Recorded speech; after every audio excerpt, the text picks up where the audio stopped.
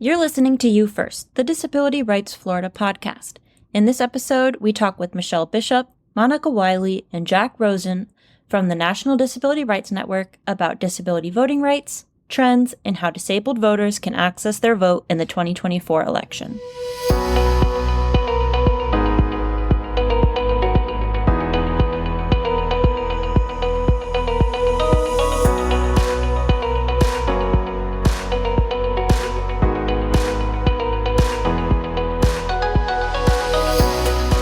Everyone, I'm Maddie. And I'm Keith, and we're the hosts of You First. Today we're talking with some of our good friends from the National Disability Rights Network, NDRN, about disability voting trends, election accessibility, how people living in various settings can vote, how organizations can better support disabled folks, and why local elections are just as important as those big elections we have every 4 years. Exactly. Yeah. So that's such a good conversation, and honestly, such a good kickstart into what feels like the big next steps of the election year. Season, baby. Yeah.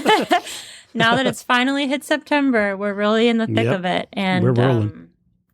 Now that I think about it, I think this is either coming out during Disability Voting Rights Week or just the week after. So we're really in the swing of things.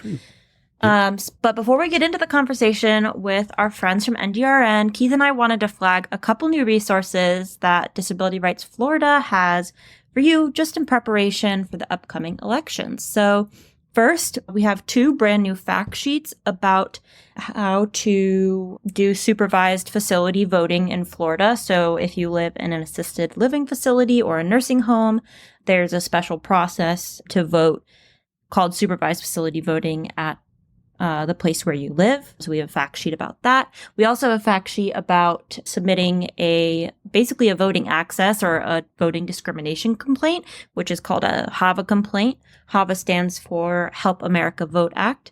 And essentially that fact sheet is just going to help you walk through how to submit that form and what kind of information they're looking for when you submit that form, letting people know that you experienced something not okay at your poll site or wherever you were voting, right?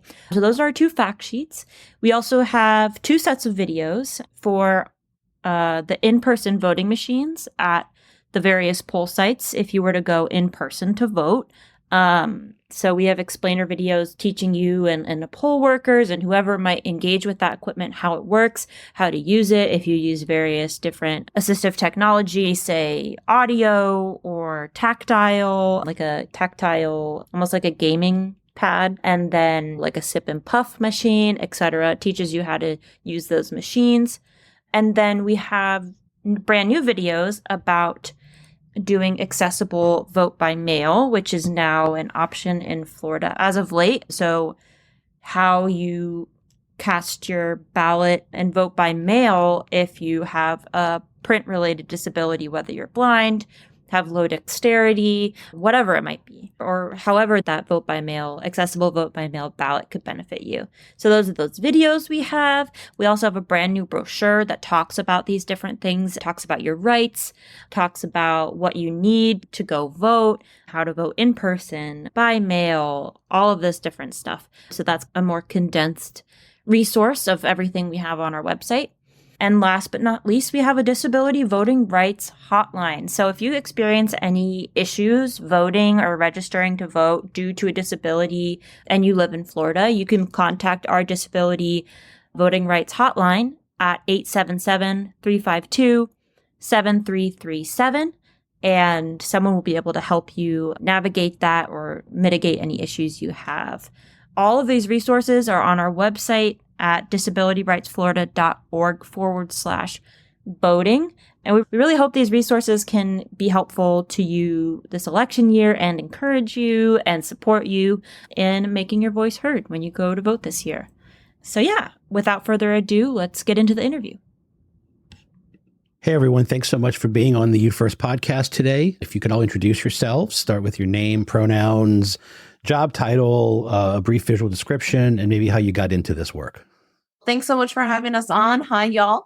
I am Michelle Bishop. I am the manager for voter access and engagement at NDRN, the National Disability Rights Network, coming to you from lovely Washington, D.C. My pronouns are she, her, hers, and I am a white woman with very unruly curly brown hair. And as always, my black plastic rim signature nerd glasses. That's how you can always recognize me.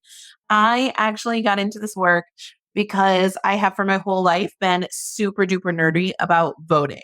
And I've told this story before, so I bet some of you have heard it already, but to prove it, I can prove it. I registered to vote the day I turned 18. And I know that doesn't sound really nerdy yet. You might be like, that sounds normal. But there's two important things you need to know about that story. One, it was not an election year. So it's not like I was going to go vote later that year. I was just really stoked about voting. And two, this was before online voter registration existed. So when I say I registered to vote on my 18th birthday, I don't mean that I did it from home, pulling up my web browser. I mean, I had to go to the local library and get a physical voter registration card and return it and fill it out with a pen and everything. So there's a good chance that I was destined to be here. I might be made for this job. And I echo that. Hello, I am Monica Wiley, the voter engagement specialist, and I have the great pleasure of being managed by Michelle Bishop, which is why I agree with her that she was definitely made for this position. I pronounce it she, her. I am a lovely Black African-American woman with lovely brown skin tone, some lovely glasses to complement my look today. They're leopard with a little bit of teal down the bottom. And then I have some lovely flowing locks that have a little bit of gold, brown, and blonde mixed in that's just going to the side of my face. Just complements the look for today.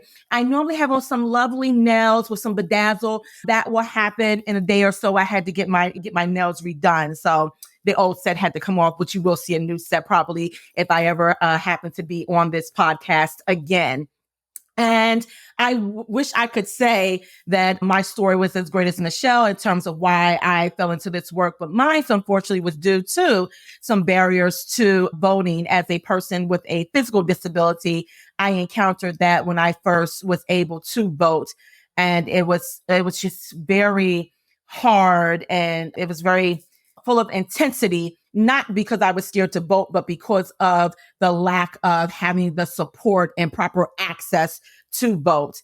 And that led me to being a very passionate individual about access to voting and making sure that my community is able to vote. And that's my story. And hi, I'm Jack Rosen. I am NDRN Senior Digital Communications Specialist. I am a white man in my 30s with brown hair and a short beard. I'm wearing a blue and white striped shirt. I always hate following Monica because I am so much less descriptive than she is. So it's always a tough act to follow. I came to this work in, I suppose, a bit of an untraditional way. I am a person with learning disabilities, and my background is in politics. And during the start of the pandemic, after I'd finished up graduate school, I saw there was an opportunity to help get out the vote with NDRN. And I told them the truth. I didn't know a ton about disability rights at the time, but I knew about my own experiences as a person with a disability, and I knew about my own experiences doing campaign work. And I told them about why I wanted to do this work. And thankfully, I got that opportunity. And now 4 years later, I'm here. Well, that's wonderful. And we are so excited to have y'all on. This is like a star guest panel of folks. For those who are listening that are unaware, our three friends here are from the National Disability Rights Network that's based in DC. And essentially, it's like almost like a parent organization to all of the different disability rights blank. So disability rights Florida, disability rights, I can't think of a state, California. So all of the different states have an organization like ours, and NDRN, the National Disability Rights Network, that for it having a long name, we'll refer to it as NDRN for likely the rest of the podcast, is like this teaching and organizational kind of a structure and kind of parent to all of our orgs that also does really awesome work, especially with voting. So thanks, y'all. As a visual description for me, this is Maddie speaking. I'm a white person with blonde and brown hair, wearing a black headset and a beige sweater, surrounded by lots and lots of plants. And it's going to be a really great conversation. So first, before we get into all of the nitty-gritty questions we have, could you give us an overview, kind of like the current state of voting accessibility and election access for people with disabilities in the United States? Oh, what a question. It is so diverse everywhere you are in the US. And that's because, in large part, elections are very state and local. Very few election laws are federal. It really mostly is governed by the state and run at a hyper-local level. But the interesting thing about this election is that the 2020 presidential election was actually one of the more accessible elections we've ever seen. And that's because of COVID-19. We made a lot of good decisions about making it easier to vote early, vote by mail, vote however it's going to work for you, curbside voting. And in the years since, what we've seen is that some states have taken those innovations and made them more permanent for their voters, and some have started rolling them back. What options are available to you is very dependent on where you are. And so we're seeing a lot of different barriers state to state, as well as a lot of the traditional barriers that we usually see. Less than half of America's polling places are fully accessible to people with disabilities. And so we see a lot of challenges still with voting in person, even though the ADA is 30 years old, however old it is, as well as traditional vote by mail, even though it's been expanded, is really a paper-based system that doesn't work for people with print disabilities. So even though we've seen a lot of expansion of options, we've also seen some of that contract, and we've also seen some good policies that still need to be made accessible for people with disabilities. Thanks for that overview. And yeah, it is interesting that 2020 was so groundbreaking, and instead of continuing along those lines, some states have decided that it's not in their best interest to make elections accessible for everyone. And that's really upsetting. Quick visual description. I'm Keith. I am a white man with brown hair and a salt and pepper beard, wearing a blue shirt. And you can see my messy desk next to me and a beige wall in the background. If y'all can tell us let's talk about some of these barriers that are out there for people with disabilities when trying to vote. What are some of those common barriers? Sure. I can talk about some of the traditional barriers. And then I think it's really great that we have Monica on today who could talk a little bit about those barriers that come in terms of voter engagement. But really, when we think about access to the vote in very literal terms, I did mention less than half of America's polling places are accessible. If you just look at the locations that we're using, it's maybe about 40% that could be considered accessible, meaning that a lot of them have insufficient parking lots that don't have accessible spaces for people with disabilities. They don't have an accessible path of travel to get from the entry to the voting booth. Those types of barriers, doors that are too heavy, that aren't being propped open. There's stairs, but there's no ramp or no elevator. Some of those really traditional barriers that we see that are covered by the ADA, they are ADA violations when you see those at your polling place. When we also look at the voting station itself, where you go to mark your ballot, those are even less accessible. And so when you take that and you combine it with that architecture data, it drags the number of accessible polling places down to less than 20%. Less than 1 in 5 polling places could actually be considered fully accessible. And that's because there's supposed to be an accessible voting system there for you to use. But increasingly, we see that it's not there, or it hasn't been set up and turned on for use. The poll workers haven't been trained on it, and they don't offer it to you. They don't have headphones out if you need an audio ballot. They don't have it set up so that a wheelchair can access it easily. They don't have it set up for your privacy so that voters who are waiting to check in to vote can't see the selections that you're marking. So we see at any point in the voting process that you look at, we still see some barriers. Online voter registration has made voter registration significantly more accessible, but not for people with disabilities if you don't design that web portal accessibly. And so we still see challenges at every point in the system. But I think what we're also looking at going into 2024, Monica, I'd love to hear you speak on it, is that lack of engagement with people with disabilities and the electoral process more broadly. Absolutely, Michelle. And that's a great segue into this.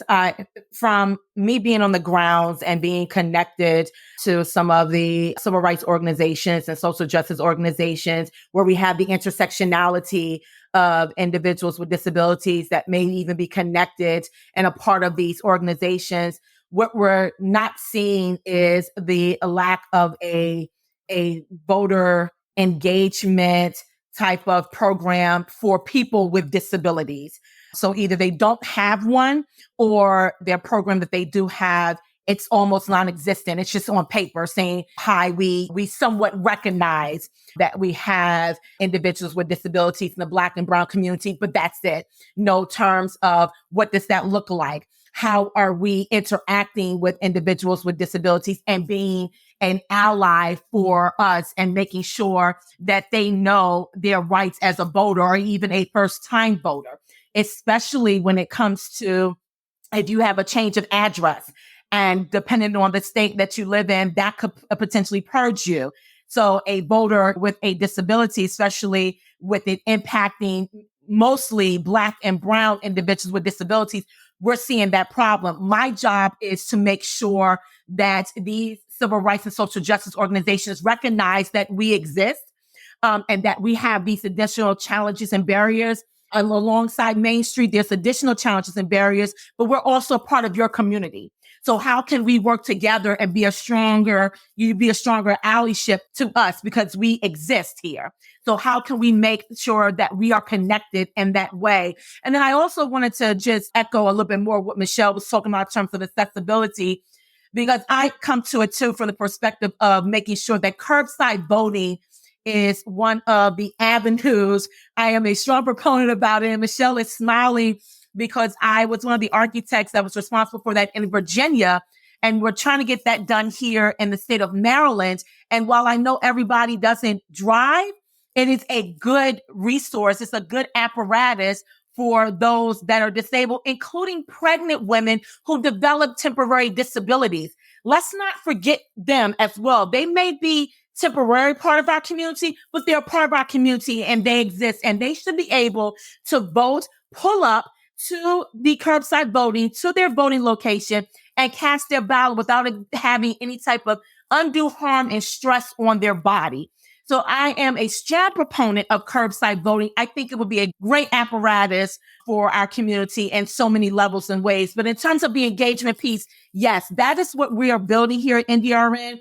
And we're starting to see more of some civil rights and social justice organizations say, hey, you know what? We did not recognize or we did not have a strong disability program and engagement. We would love to partner with you on this to build out more of that connection and allyship to make sure that we are engaging the Black and Brown community and the diverse community of people with disabilities and voters with disabilities because of the intersectionality. And I have like several ideas and I can go on. And I know we all pretty much have the time for that. I always save them for my one-on-one meetings with Michelle. I always say, Michelle, I have an idea. And then it goes into another idea and another idea. But that's pretty much in essence what that engagement piece is about.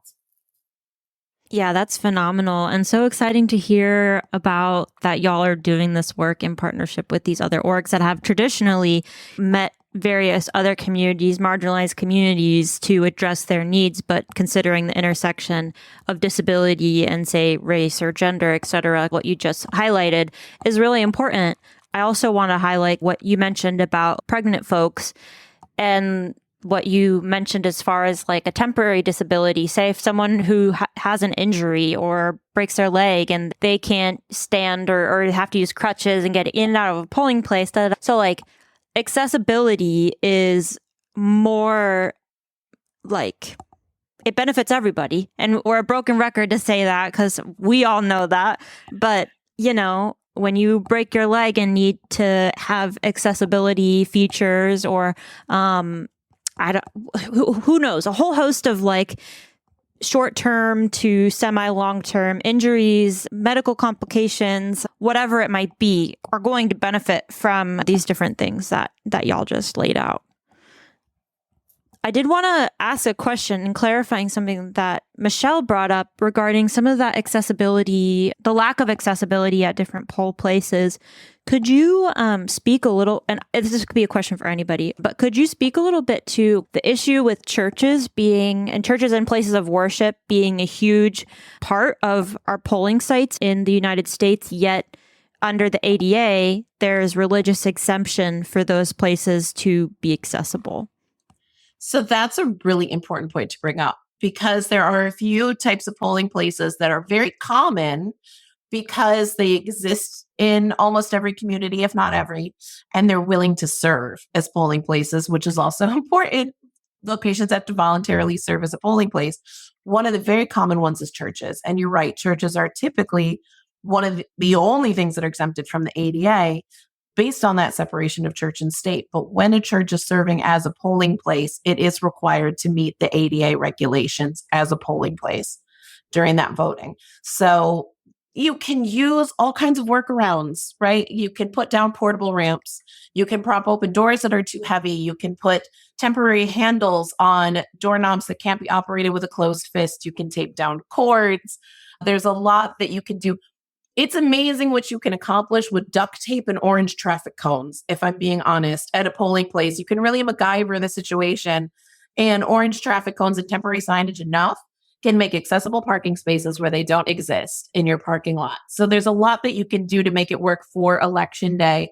And I think this is also really important as well when we think about schools serving as polling places. If school is in session, sometimes we get to use the part of the building that we get to use. And I don't think we always think about that as an accessibility issue, because schools are covered by the ADA. But the path of travel that we're given, the parking lot that we're given to use, may not be the most accessible. You also run into issues like, if the kids are there, are they allowed to prop open those heavy fire doors? Or is that going to be a fire code violation? There's a lot to negotiate and think about there. Interestingly enough, one of my favorite examples is that in some parts of the country, it's actually not uncommon to use people's houses as polling places, like somebody's private home, also not covered by the ADA, but it is when it's a polling place, right? So you better have a stable, firm, and slip resistant driveway with not too much of a slope, and your rolling door to your garage open and your garage emptied out or something, to make it as accessible as possible. But it is complicated. That's why organizations like Disability Rights Florida are so important, because election officials get the locations they can get. And if they're not ADA compliant, they've got to figure out how to make it work. And we don't necessarily expect our elections officials to know how to do that on their own. A lot of them do, because they're amazing and they work really hard. But we don't expect them to be experts in elections and in disability and access, right? Our thought is, more than anyone else, about running elections, which is in itself big and complicated. But we know all about the ADA and accessibility and what people with disabilities need. We are experts in ourselves. Let's put that together and let's work together to make our polling places as accessible as possible. But it is, like you said, it's complicated. It seems very simple on the surface, but when you really get into the nitty gritty, it can be a little more complex.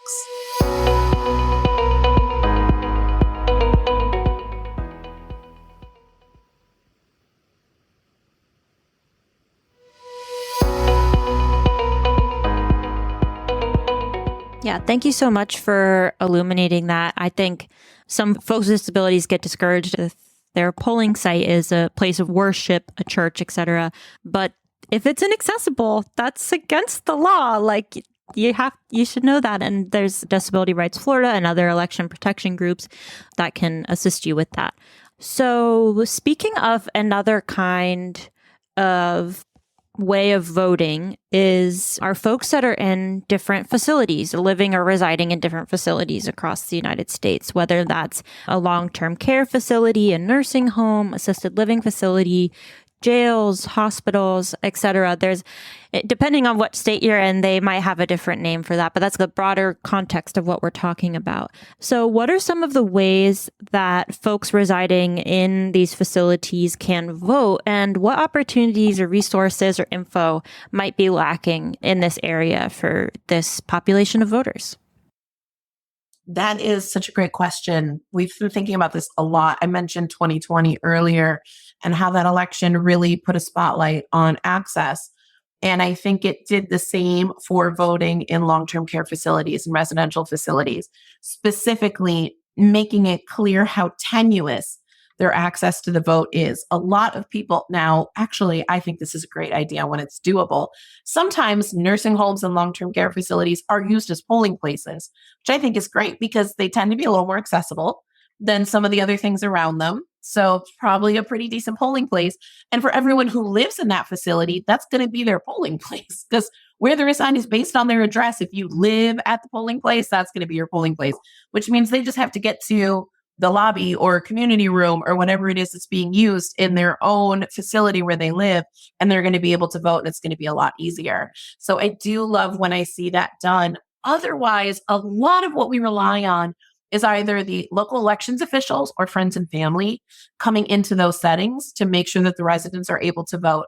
And in 2020, when those facilities very reasonably had to close their doors to protect the residents from a pandemic, none of those folks could get in, which means a lot of those people, I'm afraid, weren't able to vote in 2020. We saw a lot of complication around that. It falls then to what the facility staff to assist the residents, and Center for Medicare and Medicaid Services would tell you they absolutely have an obligation to do that. They did issue a memo about that in 2020.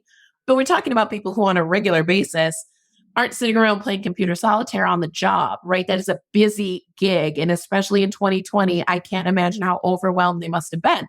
So throwing one more thing on the pile, even if there is an obligation to do it, is a lot. And I don't think that we can rely on the facility staff exclusively to make sure that the residents are able to vote. So it's something that we're thinking about and talking about a lot right now. I think that there's not one fantastic solution that's going to solve that problem. And I think it's going to be a combination of things. I think we should use those locations as polling places when we're able to. I think we have to make sure our vote by mail is as open and accessible as possible for the residents to be able to use that as well, especially if they can receive, mark it, return it electronically, and they're not reliant on the mail service or someone to drop it in the mail for them or return it for them, whatever it may be. I think that right to assistance that we have under federal law, you can get assistance from a person of your choice. The only limitations on that are your employer or your union rep. So if you have someone you trust who you want to assist you to be able to do that, I think is really important. If you had to rely on somebody else to make sure your ballot gets marked the way you want it or gets returned and gets returned in time so it's counted, you would want it to be someone you trust and not someone who is assigned to you. So I think that it's really kind of a patchwork of different rights and options that I think are going to make it work best for people in long-term care facilities. But one of the things that I love about organizations like Disability Rights Florida is that those are populations of folks that we're working with all the time. And so I think Monica's right that we often get excluded from some of the mainstream get out the vote efforts.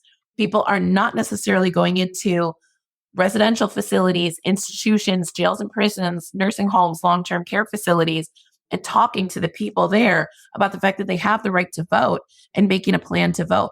But that's something that we think about all the time. And that's a gap that we can fill as a network of disability rights organizations. And I just want to add to that, Michelle. Thank you. That was a great response and overview. And in terms of the jail piece, this is something, a program that we are definitely very passionate about. It was something that I had brought to Michelle, and it just so happened that a colleague of ours at NDRN was working closely with a couple of organizations such as the Sentencing Project that we just did a webinar on about those that are incarcerated and having their rights restored. I know there are a couple of states, not a lot, there are a few, and I believe Tennessee is one of them, where you can go inside and do voter registration drives. But that is something that we need to do and expand further on, because again, that definitely does impact our community in terms of people with disabilities. It also impacts the Black and Brown members that are in these jails. And so we definitely need to make sure that we're doing all that we can in terms of engagement and policy and laws to make sure they have their rights restored. And this is something that I'm very passionate about. And this is also something that NDRN is passionate about. And of course, Michelle Bishop, who is my lovely boss, is passionate about as well. So this was definitely a great question. And it's something that we need to do better at.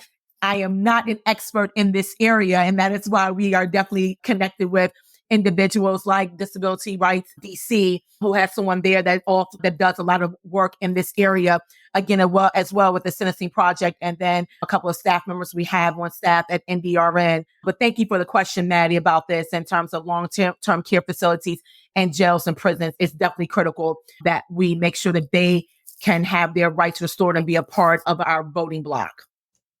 Yeah, thanks to both of you for that. Really, those wonderful answers. A lot of great information there, and yeah, it is a unique challenge, and one that a lot of people who look at voting rights don't necessarily turn their attention to. So when you mention agencies like Disabilities Florida's and others, we're already there. So it makes sense that's where we try to expand our efforts to make sure that they're able to vote appropriately. So are there any new policies or laws being proposed or enacted that could affect voting for people with disabilities in this 2024 election? So in terms of what we're seeing happening with legislation around the right to vote, we're seeing a lot. I've mentioned it before, and I won't harp on it too much, but we have actually seen record numbers of bills introduced nationwide since the 2020 election, addressing everything you could possibly imagine. Some things that will really expand options and access to the vote, and some that could have more of a negative impact on different types of voters. So it's really a mixed bag, depending on where you are. I feel like Florida probably feels the same way, huh? I would imagine. Like we're saying, Florida always sees a lot of legislation around voting rights and a lot of action around voting rights because you all are so important. It's a blessing and a curse to be a really important state when it comes to federal elections. So they probably keep you very busy. Some of the trends that we're seeing at the state level, because that's really where the action is these days, we are seeing, unfortunately, attempts to restrict that right to voter assistance. That actually comes from the Voting Rights Act of 1965, one of the most important pieces of federal legislation ever passed in the United States that protects people of color in particular from voter suppression efforts. But it actually does include that right to the assistant of your choice other than your employer or your union rep if you're a person with a disability. And we see a lot of state legislation attempting to further narrow that down and say, well, and also this type of person and this type of person can assist you. They can't do that. They can't say it can only be a friend or family member or only be a caretaker or staff at your facility. They can't do that. Saying an assistant can only help no more than 2 or 3 people in any given election. They can't do that because if you can only assist 3 people, the 4th person who asks you is being denied the assistant of their choice. But we are seeing a lot of attempts to really restrict that I think are problematic and something that we're really paying attention to and working on. We have seen increases in curbside voting that Monica mentioned earlier. And I used to have a really love-hate relationship with curbside voting because you can't say, our polling places are inaccessible, but it's okay because you can vote curbside. That's not a thing. You can use it as a stopgap measure until you make your polling places fully accessible. But one of the things that I really learned in the last couple election cycles, we hadn't thought about it this way before, is that even if all your polling places are fully ADA compliant, which I doubt that they are because that's really hard to do. I've never seen a jurisdiction that was like 100%, this is perfect. But even if it was, there are people for whom just getting in and out of the car is a challenge. Walking any length of distance, standing for any amount of time in line is going to be a challenge. And curbside voting is an awesome, reasonable accommodation for those folks. That's just going to make voting work for some people in a way that we haven't seen before. So we love where we see those expansion of curbside voting. There's a lot of back and forth right now making vote by mail more accessible, mailing someone a piece of paper and expecting them to be able to physically handle it, read it, mark it is something that people with print disabilities can't do, which includes people who are blind or low vision, people with different types of learning disabilities, people who don't, for whatever reason, have full manual dexterity, that ability to handle the pen and paper. And so we're seeing a real rise in sending those vote by mail ballots electronically, if nothing else, to the folks who really need it, like military and overseas voters and people with disabilities, so that they can receive it and mark it electronically. And ideally, return it electronically, and at no point have to interact with that paper, which makes the process inaccessible. So we see a lot of movement on that in a number of states. That's actually really exciting and really opening up opportunities for people with disabilities, especially if they still have a need to socially distance. We are seeing a rise in the COVID numbers right now. So for people who are immunocompromised and people with underlying conditions, when they're making their plan to vote, they're still thinking about social distancing, even if some other folks aren't. So they're still wanting to use curbside or make sure vote by mail is going to work for them so that they can vote in November and do it safely. At the federal level, we're not seeing a lot of movement in Congress around voting legislation, but there are some things introduced. We have done some work around the Freedom to Vote Act. It's a very large omnibus bill that has some really great stuff in it for voters with disabilities. Unfortunately, the most recent version still has in it a requirement that everyone would have to use a paper ballot, whether or not it's accessible to them. And so that's something that we find to be extremely problematic and not compliant with the ADA that we're working on.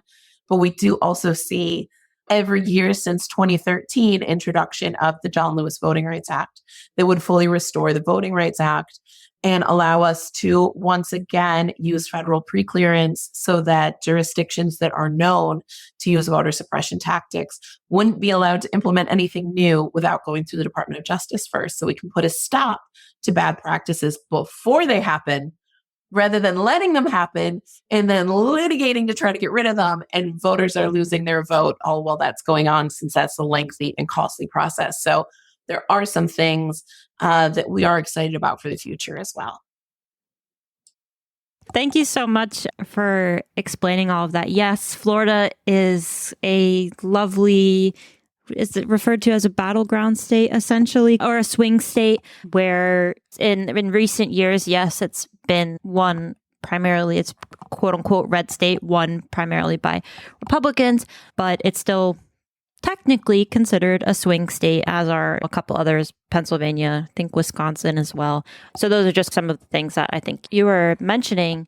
Additionally, too, I wanted to flag that Disability Rights Florida, while we're talking about vote by mail and some of these accessible voting practices, Disability Rights Florida worked with our state Rev Up chapter called Access the Vote Florida to produce some really great voting videos about how to use the accessible in-person voting machines and how to use accessible vote by mail, which the accessible vote by mail videos just came out about a month or two ago. So those are really new and a really exciting resource. So, and you can find those on our website, on YouTube, on Access the Vote Florida's website, etc.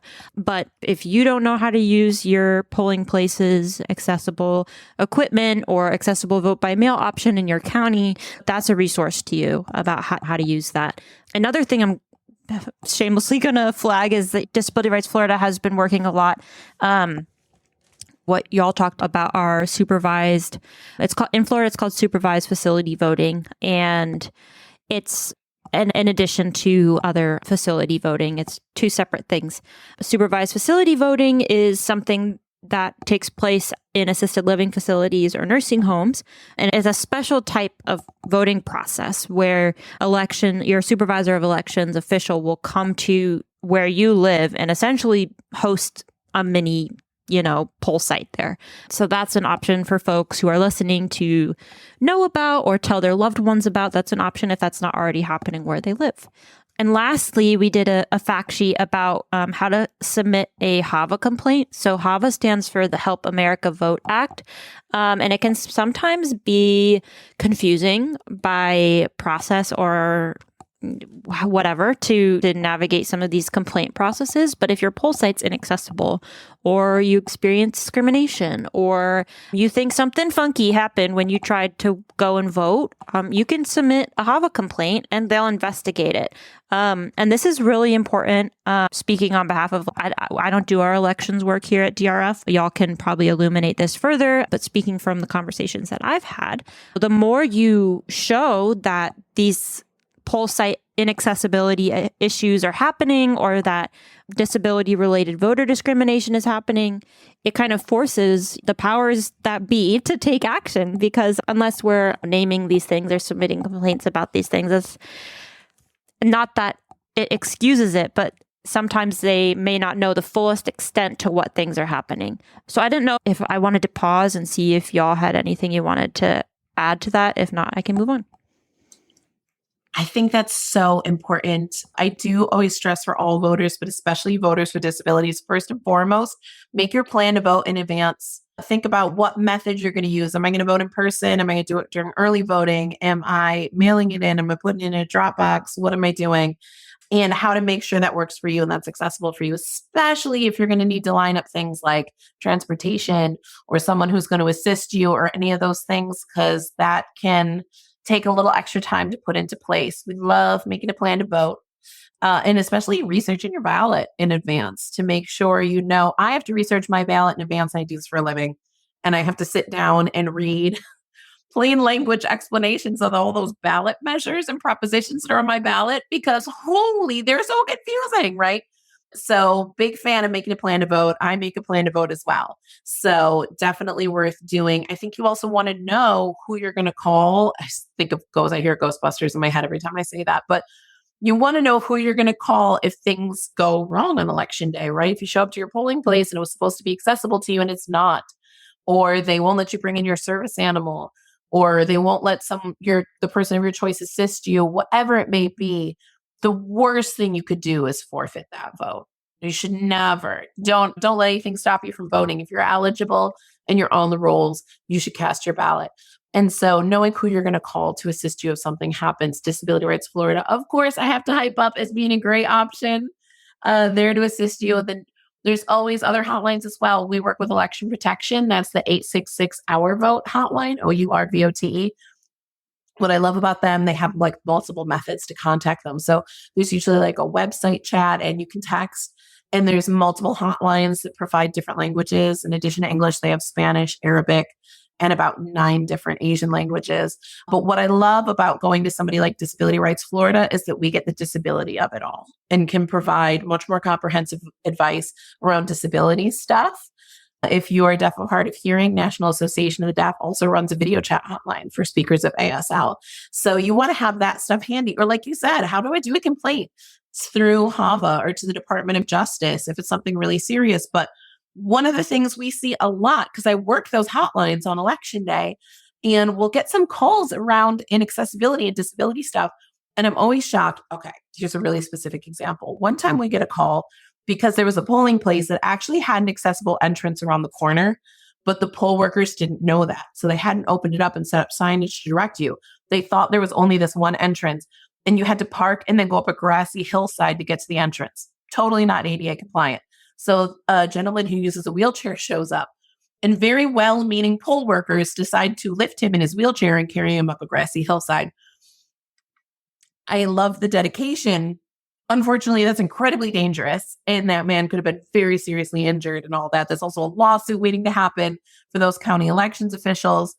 Not great. What stuck with me about that story was that the person who called wasn't the voter who uses the wheelchair. It was a non-disabled person in line who saw that and was like, that doesn't seem right. And people with disabilities ourselves, we got to call that stuff in. Even if you ended up successfully casting your ballot, tell Disability Rights Florida if you saw something that wasn't right while you were there, or if it should have been accessible and it wasn't, and you had to jump through a bunch of hurdles. If you did and you still cast your ballot, that's awesome. But let Disability Rights Florida know so that hopefully you don't have to do all that next time. Even if the poll workers are amazing and they're lovely to you and they're really respectful, that's great. We love that. But if there was something wrong, we still need to know. So we want people with disabilities. We shouldn't have to be advocates when we go to vote. That's not right. We shouldn't have to. There shouldn't be extra hoops for us to jump through. We shouldn't show up ready to advocate for ourselves when a lot of other non-disabled folks just get to show up and cast their ballot and never have to think about it that hard. I know it's not fair. But if we want to fix it, we do need folks to tell us what's happening on the ground so we can get out there and advocate for you after election day or on election day if you're not getting to cast your ballot to make it better. I echo what everything Michelle said. And I think most importantly, I would say the 2 biggest things as a voter with a disability, especially if you are a first-time voter with a disability, and you may not know exactly what to expect on your ballot, especially if there are some ballot measures and things of that nature. Feel free to ask questions. Make sure that you have your questions in place. It is okay to ask questions there. To a certain extent, it's no right or wrong answer unless it's depending on something of the example that Michelle was saying. but make sure that you become knowledgeable with what to expect or potentially expect on your voting ballot. And secondly, I would say the biggest hurdle is transportation. Sometimes you have to have more than one backup as a form of transportation, because transportation tends to be one of the biggest issues. And so be willing to make sure that if plan A for transportation doesn't work out, then there's plan B. There are a lot of, speaking of churches, there are a lot of churches that are coming together and working with some of the paratransit companies during election day to make sure that voters with disabilities have that access to get to their polling location, and sometimes not even being charged if they are a voter that relies on Medicaid. So making sure that you have more than one form of transportation is critical, because more often than not, sometimes plan A for transportation doesn't work out. You have plan B, and make sure that you know the different types of transportation availability that is available on election day, and having that and making sure that you are covered all the way around. But that's the only two things I wanted to add to what Michelle was saying. Everything else, I second, third, fourth, fifth, would I 100% agree. Yeah, definitely. Thank you all so much for expanding on that. I really appreciate it. And this will be in the intro of our podcast, but just for repeating it, our Disability Rights Florida voting hotline is 877-352-7337. So if you have issues voting or registering to vote due to a disability related reason, you can call our hotline and we'll be able to help you. I want to pivot back to something for a moment, but what is the impact of returning citizen restrictions on the disability community? Are there any other barriers that y'all want to uplift? Any other barriers related to access that are compounded by folks who are multiply marginalized? Absolutely. When we talk about returning citizens and people who have experienced incarceration, one of the biggest barriers out there we find is bad information.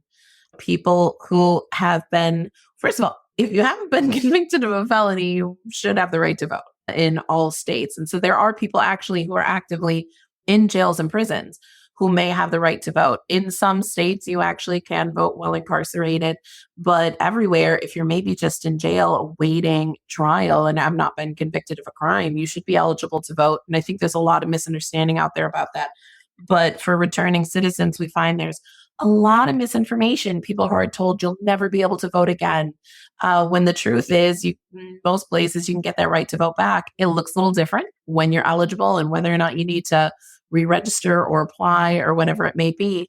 But there's a lot of misinformation about that. And we are really concerned about that given the overlap between those two communities and the fact that we do tend to over-incarcerate people with certain types of disabilities. So it has a very real impact in our community. And there are a lot of folks who believe that they can't vote, and that may not be true.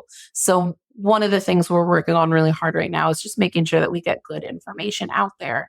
And also for folks who are in jails and prisons who are currently eligible to vote, that they're making that accessible for the residents, that they're doing things like Monica had mentioned Disability Rights DC. They get accessible voting equipment brought into the facilities for the eligible voters there to be able to cast their ballots on an accessible piece of voting equipment rather than just relying on something like paper absentee ballots or that sort of thing. But we've been finding the biggest barrier is that there's just not a lot of good information out there about whether or not you're eligible and what you need to do to be able to vote. All right, thanks for that. And one thing I want to mention too, when we're talking about voting hotlines and the like, a lot more than just people in Florida listen to this. So if you need to get resources for whatever state you live, the quickest way to do that would be to go to ndrn.org, and at the very top of the screen, you see a link that says Find Your P&A, and just pop in your state, and then you can contact them for all sorts of disability rights assistance, but voting for sure, and find out what their voting resources are, hotlines, things like that. I want to make sure to call that out, and folks who are not in Florida have some connection to some resources out there. Absolutely. It's the best place to go because, as we said earlier, voting is different depending on where you are. And the rules and the options that you have are going to vary state by state. NDRN could talk about this all day, but the best place to go to know exactly what are the rules in my state and the options that I have in my state is right to the disability organization in your state, because they're going to really have that expertise on what the options look like for you where you are. The same way we love our Florida voters, and we always encourage them to go to Disability Rights Florida, go right to the source for good information.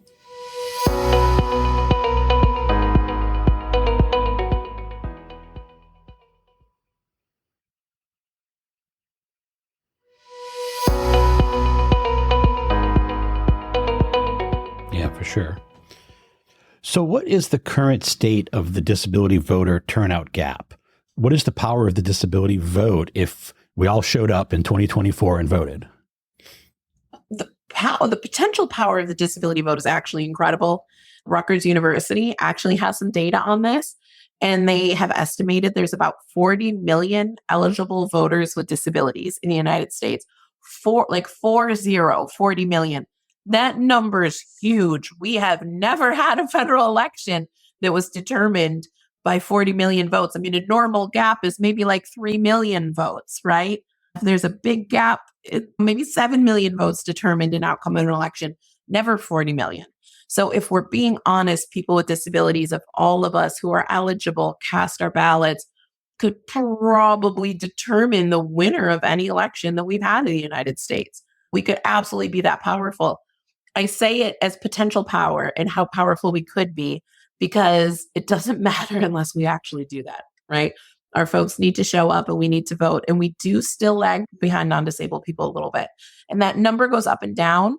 We've seen a closing of the gap in recent elections. I think because we've made them more accessible, even if we did it in the name of COVID, I'll take it. We made it more accessible and more of our people were able to cast their ballots. But we still can lag behind anywhere from, I think, about 3 to 6% behind non-disabled voters in terms of our turnout. And I know that doesn't sound like a huge number, right? 3 to 6% doesn't sound like a lot. I didn't say 80%, 75%. But when we're talking about tens of millions of eligible voters, even those small percentages represent millions of votes. That could be 3 to 5 million votes that were lost. And as we said, that's 3 to 5 million voters, usually the determining factor in federal elections. So that even that small gap that still remains is really powerful. So I think sometimes when people think about my one little vote, it doesn't seem that big, and maybe it doesn't seem that powerful, and it doesn't seem like it's going to determine the outcome of an election. There are a list of elections that were actually determined by one vote. So you shouldn't feel that way. But I get why folks do when we're looking at so many millions of Americans. But it's not about your one vote. Your single vote's not really an individual action. It's a community. It's all of us casting our one vote, right? An election is built on a house of cards, like a house of votes that all come together. Everyone casts their one little vote and they all pile up together. And then we have a say in who is running our government and whether or not they're listening to people with disabilities when they do it. And let me just add to what Michelle just said about it's not just our one vote. It is a community that supports the power of the vote. I want to add more about the power of the vote. What some people fail to realize is that you have, for example, which I have mentioned to Michelle as one of the programs I want to see if we can do it, if it is all possible. You have special education educators that when they are going to go and cast their vote, they are voting not necessarily on their personal interest per se, but on the community, the people in which they serve.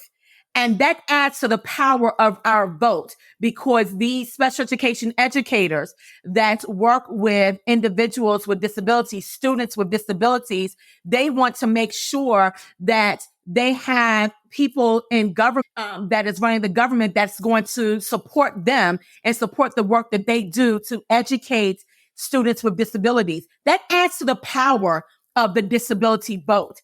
And so I wanted to make sure that is also highlighted and that we recognize just how much power we do have, because there are individuals such as, for example, special education educators that when they're going to vote, they're going to vote because of the population that they serve, and making sure that the population that they serve, that the government is doing whatever is deemed necessary in terms of executive orders and laws that's going to support that population. So that definitely adds to our power of voting. Definitely. Yeah. I'm always so inspired and jazzed when I think about just the potential. Like, disabled folks are so powerful, and with the right resources and support and access, like, we could literally change, not we could, we will, like, literally change elections. And that right is yours. That vote, that choice is yours. And you should invest the time and energy to try to make your vote happen this fall. Speaking of trying to get folks to want to vote or plan to vote and all that stuff, every election, some folks are not excited to go vote, or they have resistance to the electoral process or how our country works, et cetera, whatever the situation is. And making no comment or moral statement on that whatsoever. Could you talk a little bit about why voting is important beyond who you're going to vote for president, say for like down ballot races or local elections? And what would you say to people who are dismayed by like broader politics to encourage them to organize locally or get involved or be aware of what's going on in their local elections? I know Monica has thoughts about local elections. I already know. So I'm going to jump in first before she takes it away and say that we talked about numbers of eligible voters with disabilities and voter turnout of people with disabilities. So those numbers exist and they're real and they're public. And if I know those numbers, the people who represent you in government know those numbers too. And if they know that we don't show up and we don't vote, what that says is, I'm not the person who gave you your job. And I'm not the person who can make sure you keep it or take it away from you, because I do that through my vote. And if we don't vote, we have just already exited and we're not part of any of the debate and the public discourse that's going on about issues that have a huge impact on our life. Our elected officials are making decisions about our access to education and employment and housing and transportation and healthcare and all these things that are so important for people with disabilities to be able to live and work and play in our communities. And if we're not voting, regardless of who you vote for, the work we do, it doesn't matter to us who you vote for. We just want you to vote. Because once we can say, this many people with disabilities are eligible to vote and they're all turning out, then our elected officials know I have to be accountable to these folks because they got me into office. And if I don't listen to them, I won't be in office anymore. And I say that in a completely nonpartisan way, because that's true for everyone who holds any kind of elected office. But we have to show them that power first. Otherwise, what they might be thinking in their back of their minds when you go and tell whoever it is, your county sheriff, your mayor, the school board, your congressperson, the president, whoever it is, you have to listen to me on this issue. This is really important and it matters to me. And they know in the back of their minds, you're not going to vote in November. They're going to prioritize something else and someone else. But so I hope that folks think about that when they think my vote doesn't matter. It does. And it doesn't even matter who you cast it for. Just the act of voting itself really impacts how powerful we are as a community and how well we can go out and advocate for ourselves and for each other. But Monica, talk to the people about local elections. I know how strongly you feel about this. Yes, I do. Thank you so much, Michelle. And to Michelle's point, yes, I think that we need to recognize that we have the ability to make a difference. We have to be confident in who we are as a voter and as an advocate, regardless of the type of disability that you have. Recognize that you are a person, a part of the whole human experience. You are part of the voting community, and recognizing that you have the right to make a change and make a difference. So be confident in who you are as an individual. Be confident in who you are as an advocate. Be confident in who you are as a voter. So I would say that is the number one thing. And when we recognize that power within us and have that confidence in that power, then begin to bring in others that's not just voters with disabilities like yourselves, but again, strengthening that allyship, through the grassroots building and grassroots coalition. And then making sure that when we do that, and we are connecting with these leaders, whether they are candidates running for public office or whether they are incumbents running again, that they are just an added voice to the advocacy, that we are truly the ones that are on the grounds that make sure that they're doing the advocacy for us in terms of laws and policies, but recognizing that without us, they cannot do it.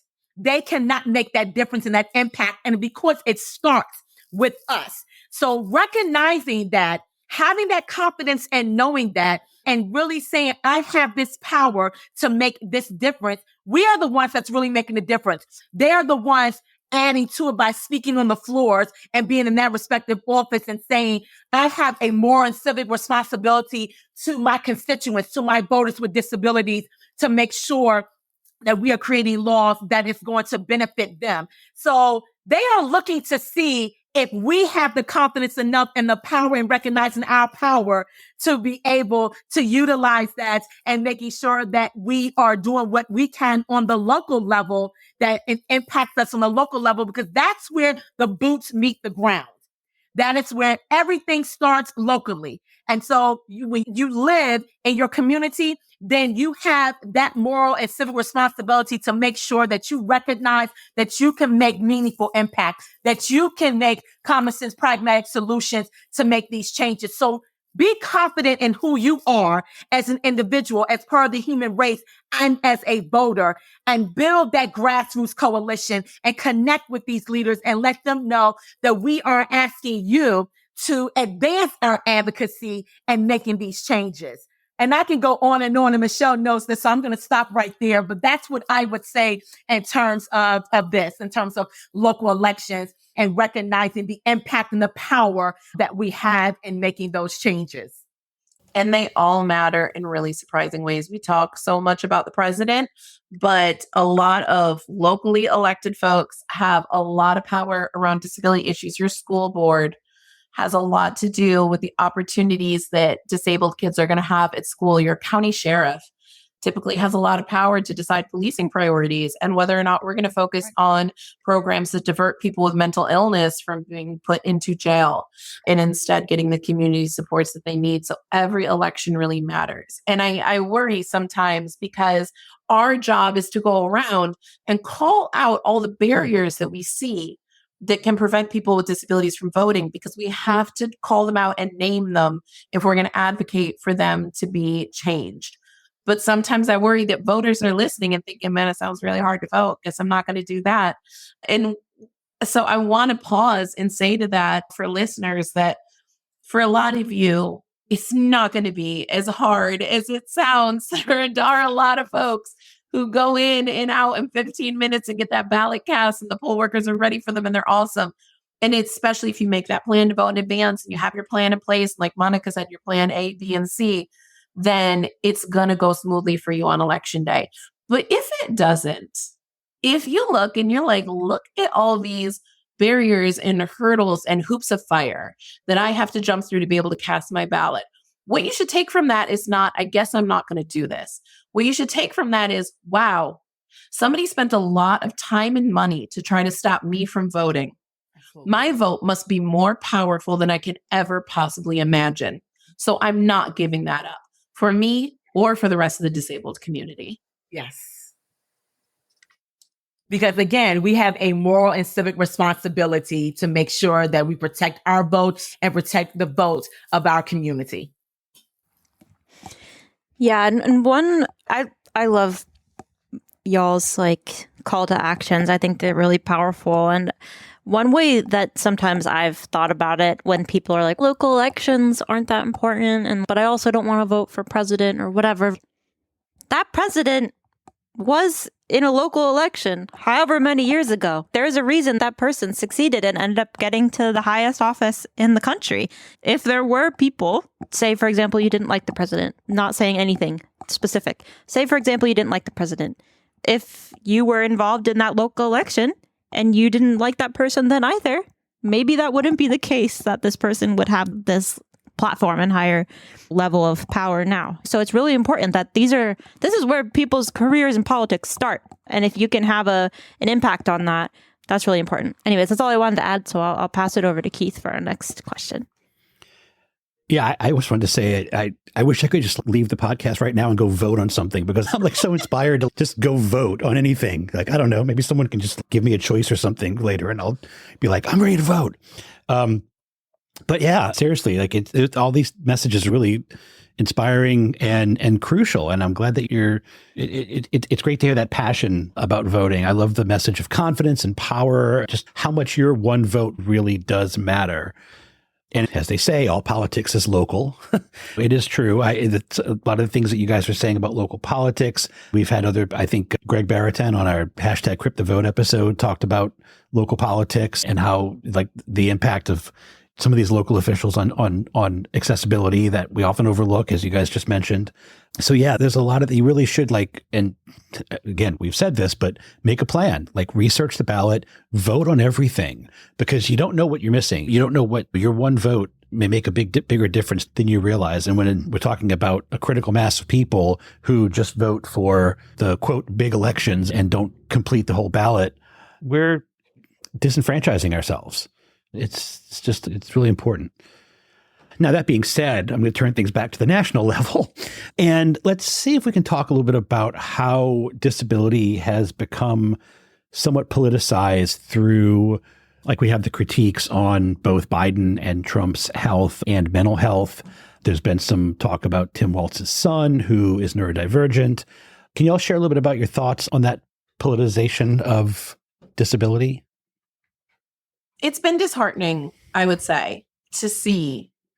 This is something that we struggle with a lot in our business, because even just advocating for voters, we also see in a majority of states that you can lose your right to vote when you get a guardian or conservator, as if somehow maybe needing a parent in an IEP meeting to help you advocate with your school board or needing assistance managing your medications says anything about your ability to make a decision about who you want to vote for or to understand the act of voting, which it does not. So we deal all the time with this kind of outdated, really archaic prejudice against people with disabilities, especially when you look at guardianship, people with mental illness and people with the intellectual and developmental disabilities, that you shouldn't be voting, because these are people that we mischaracterize all the time in horrible ways, childlike, less intelligent, not in touch with reality, all the terrible and completely untrue things that we say about people with disabilities that get routinely stigmatized still today, and they're losing their right to vote based on that. It has very real consequences. These types of stigmas have very real consequences for people with disabilities who are having their rights taken away by a court of law. I get really worked up about this. I'll try to tone it down. I get really upset about this one. We're the last group of people who can be legally stripped of the right to vote just based on our identities. Just based on our identities. The only other group of people I can think of are people with felony convictions. I don't think they should lose their right to vote either. But there's a triggering event there where with people with disabilities, there's nothing that you've done.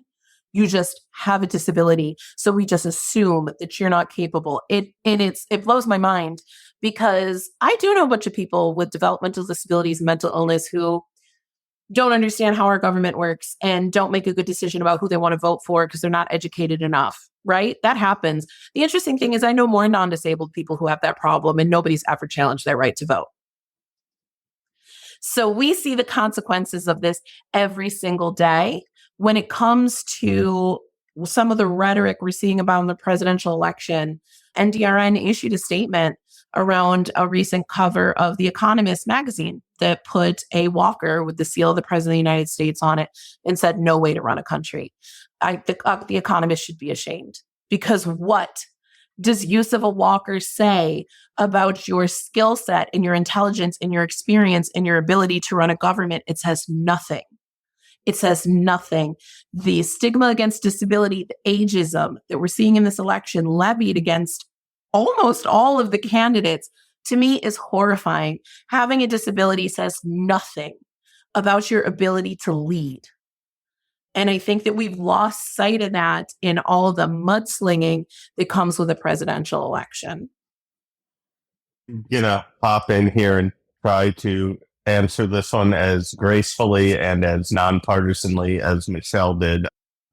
What I want to I want to also touch on something Michelle alluded to there, and we're seeing that candidates evaluated for disability by the public and the media in ways that, as Michelle said, have nothing to do with their ability to handle the office. What does it matter if a candidate used two hands to hold a glass of water, if they have a little trouble going up and down stairs? I myself am someone with not the best hand-eye coordination, and I have a slightly awkward gait, and the idea that is what would get people would fixate on to see if it was some sign of inability is just absurd. And I worry that it is not just sending the message that these people aren't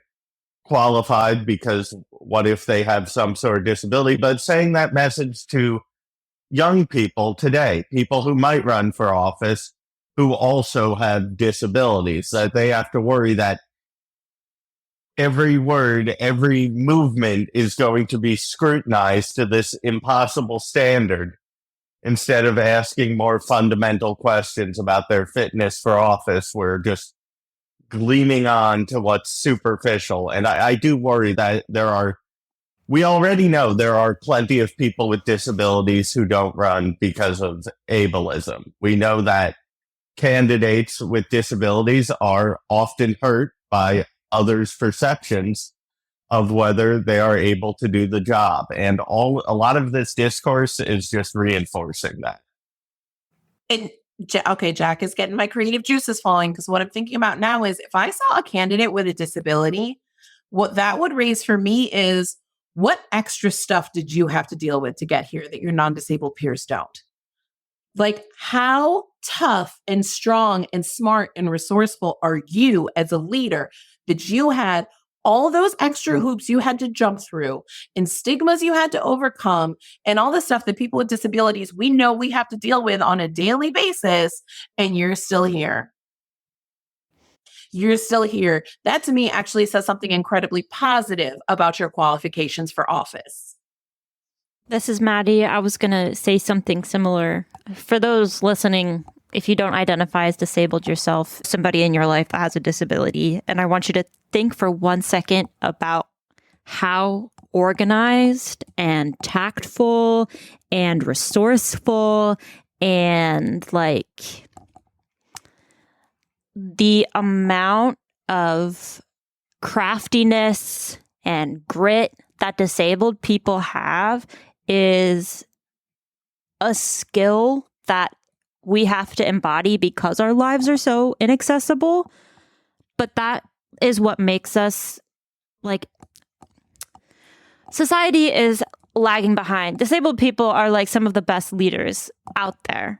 And when you think about how talented disabled people are to handle tons of different issues at a time, navigate not only a job, but like their health as their own job or whatever it is, right? There is like what Michelle just said. If I know that someone's disabled on my ballot, I'm like, I have trust. I have major trust for that person because I know that they have the skills that I admire or would want in a leader to be able to handle a political office. And that's not even acknowledging yet everything they had to go through to even persevere to get to that point. So I just wanted to name that because I think that is often undervalued when we think about disabled leadership, whether in politics or elsewhere. So this is actually hearkening back to something that Monica was talking a bit about earlier regarding other advocacy groups and what's been a general theme in this conversation about election officials, etc. What are some of the ways that you're talking with some of these groups, other nonprofits, election officials, advocacy organizations, etc., about how they can better support and reach voters with disabilities? Sure. Thank you so much for the question. The first thing that I always say to the other advocacy organizations and social justice civil rights organizations is make sure that when they are extending invitations to their events, whether it is online, whether it is in person, that they are making sure that they are connecting with folks that are disabled from the grassroots, making sure that you have that relationship with grassroots organizations, because that's where a lot of our folks from our community, people with disabilities, the cross disability community, it's where they typically are. It's in the grassroots movement. And then recognizing that there are the intersectionality of people with disabilities, the Black and Brown community, the LGBTQ plus community. And then once you invite them, don't just invite them on paper. Once you invite them to their events, be willing to have a conversation with them. Because I always say to them is that we have more in common than we have differences. The commonality is that this event that you have invited me to, that I have an invested interest in this, that I am drawn to this particular area or this particular event or this particular subject. And so at that point, what can we do in terms of building on that? How can we strengthen the allyship with that? How can we recognize that, seeing us beyond our disability and recognizing that we are part of this community and making sure that we have a seat at the table? Make room for us at the table so that we can be included in the work that you are doing. Because again, if you're having these programs, you're not being inclusive of us. How are you being inclusive of us? So I always say that before I became disabled, speaking of injury, Maddie, that you mentioned, I became disabled by a drunk driver that killed my entire family at the age of 9. Prior to that, I didn't have a disability. So I always say the disability community welcomes everyone. It can happen to anyone at any given moment. There is we're vast and varied in our community. And so I love sharing that story because it makes them have a aha moment, especially if you an avid sports player, to your point, and then you become disabled, whether it's temporary or long term. You now are a part of this community. That doesn't make me any different than you.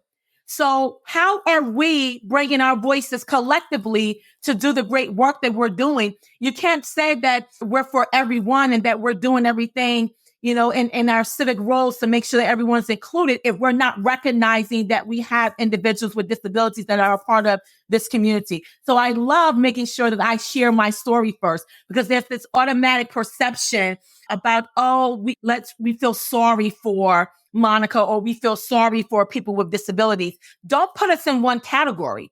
Don't do that. So what I always like to say is that when you're making these invitations, be genuine about the invitation, but also make sure that you're really connecting with us from the grassroots perspective, because that's where a lot of us exist. And then from that point, be willing to have a conversation. Don't be afraid to have a conversation with us, because again, we have more in common than we have of differences. And making sure that when I am talking about our community and the beauty of our community, I make sure that they recognize that, yes, we have some barriers that are different from your barriers, from mainstream barriers, but then also recognizing too that you too can have these same set of barriers should this arise. So I try to make sure that they see it from our lens, but then also see it from a totality of accessibility lens. So I think the best thing to do is making sure too, as people with disabilities, we also too have a tendency to have or adopt this concept that those outside of our community don't understand us, or they won't embrace us, or they won't connect with us.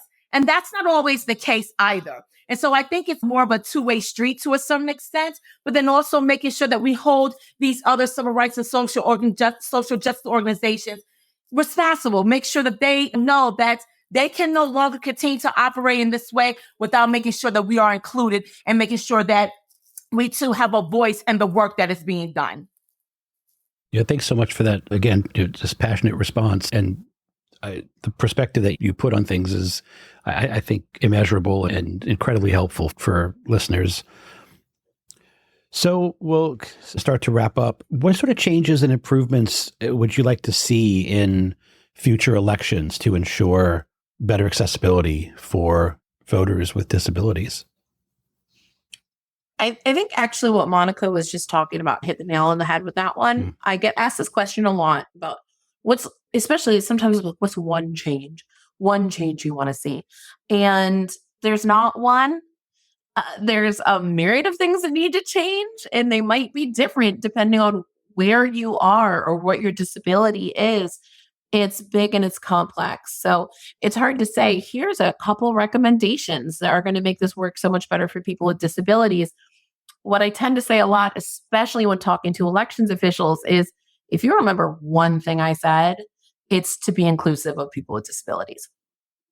I don't have one recommendation for you. What I can tell you is talk to people with disabilities. Disability access works when it's baked in from the start. If you design a whole system that doesn't work for people with disabilities, then you have to go back and retrofit it to make it work. It's going to cost you infinitely more time and money than it would have to make it accessible upfront. And if you're thinking, what needs to be changed about this to make it more accessible? Or is this thing that we're planning right now going to work for people with disabilities? The best way to figure that out is to ask them. You just have to ask them. We will tell you. We know what we need and we'll tell you. So including people with disabilities, having us at the table is the single most important thing you can do wherever you are, whether or not you're an elections official or you're an organization that's doing outreach to voters, including us, is the most important thing you can do. And if you're worried about bringing in people with disabilities, it's easy. One, we have a whole network of organizations, right? If you're in Florida and you don't know Disability Rights Florida is a problem, and we have an organization in every state and territory and in DC, and one that works with Native Americans with disabilities, we got you. We can put you in touch with the disability community more broadly, right? If you're designing a system and you want to make sure it works for people with disabilities, you want a bunch of different people with a bunch of disabilities to look at it and tell you what makes it work for them. That's something that we can help you do. And also just make your stuff accessible. We're hosting a meeting. Is this location accessible? Can we make it accessible? Is this Zoom accessible? Do we ask people to request accommodation in advance if they might need ASL or CART or language translation? So that'll be available for them during the meeting. Our materials, our website, are those things accessible so that we are sending a message to the disability community that you're wanted here in the first place? So if I asked for one thing going forward, it would be that: be accessible and be inclusive and make sure that the voices of people with disabilities are being heard in whatever it is that you're trying to do, whether or not you administer elections or you work directly with voters. I second that. I love it. This is all such good information. I'm so excited for our listeners to get to hear more about y'all's work and the work of all of the PNAs across the country, local orgs organizing, different Rev Up chapters doing such cool work. Yeah, I know that y'all have a really cool resource that is soon to be officially released on the big screen. So we have Jack here who's going to speak a little bit about that. Yeah, so if you've been listening to this podcast and wondering why I'm here and I only spoke once, it's because our friends at Disability Rights Florida generously allowed me to come on to plug our upcoming documentary, Accessing Democracy. It follows Monica as she and I traveled up and down the East Coast ahead of the presidential election, interviewing voters with disabilities about what their lives are like, what kind of barriers they face, and what they want from the next commander-in-chief. Because the fact is, we are one of the largest minority groups in the country. Something like 1 in 4 voters is a person with a disability. But at the same time, in a survey done by Data for Progress, they found that 60% of voters with disabilities felt that politicians and elected officials do not pay attention to our community. There are millions of voters across the country who feel that politicians and those running to hold office are not dedicating the time to develop platforms focused on our community. So we went out into the community to speak to voters about what they want from their elected officials and from the next commander-in-chief. Accessing Democracy the trailer will be dropping on Thursday. That is Thursday, September 5th, a couple days from now, or in the past, since this probably needs to be edited. So, in addition, the documentary itself will be premiering online on October 10th. And we'll have a link where folks can register to join us for the virtual premiere of our film. And I should plug, if you are in the greater DMV area, we have been accepted into the Utopia Film Festival in Greenbelt, Maryland, and we'll be screening there. It'll be taking place between October 18th and the 20th. So be sure to check it out. It was a privilege to get to work with Monica on my directorial debut. And I want to thank her, Michelle Bishop, everyone at NDRN, and our friends at Disability Rights New York who helped make this project possible. I'm going to tell you right now, I've seen the film and I cried. So well worth the watch. But I think it's important that we really called people with disabilities to the carpet a little bit today about feeling like it doesn't matter if I vote and it doesn't matter who wins. And I think that we also have to call our elected officials and candidates and campaigns to the carpet as well, because there's a reason that our folks feel that way. Because there is data from Pew Research Center that says people with disabilities are more likely than their non-disabled peers to say that they're paying close attention to the election and that it really matters who wins. So it's not that we don't care. There's a disconnect in there. We know it matters who wins, but those people aren't speaking to us. They're talking about issues that impact our lives, but they're not talking to us when they're talking about us. And that's something that really needs to change. So the film is really powerful for making that case. And if you're a person with a disability and you're thinking, I'm going to sign up for that premiere, I want to see this movie, that's awesome. You absolutely should. But do us a favor. Bring some other people with you. Ask some non-disabled folks. Ask some of your elected officials and candidates and local parties and all those folks, your elections administrators, all of them, to join it as well. Because when you watch it as a person with a disability, you're going to be like, yep, exactly. That's what our lives are like. But when non-disabled folks watch it, they're going to learn something about who we are as a community and why it's so crucial that our elected officials think about us and speak to us when they're making decisions that impact our lives. That is really exciting. I can't wait. I can't wait to see it myself, and we'll have links to the trailer and to register for the screening. Very exciting, and what a great sort of uplifting way to end on. So again, thank you all so much. Monica, Michelle, Jack, it's been a really great episode, so much information. Honored to have you, and thanks so much. Thanks so much for having us. It's such an honor to be here. You know, we're always going to come out if you ask us. We love this podcast. We're going to be here whenever you call. Awesome. Thanks, y'all. Thanks. Thank you. Thank you again to Michelle, Monica, and Jack for being on the show. As usual, we have a list of the various things we mentioned in the podcast in our episode show notes for you to peruse and explore to learn more about what we discussed. Be sure to check that out for all the disability voting resources we discussed.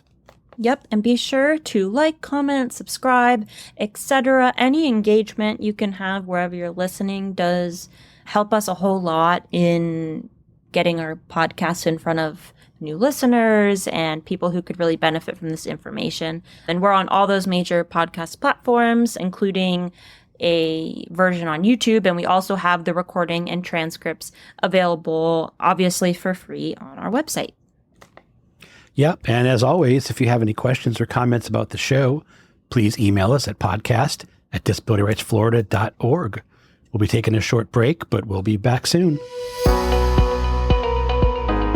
The You First podcast is produced by Disability Rights Florida, a not-for-profit corporation working to protect and advance the rights of Floridians with disabilities through advocacy and education. If you or a family member has a disability and feel that your rights have been violated in any way, please contact Disability Rights Florida.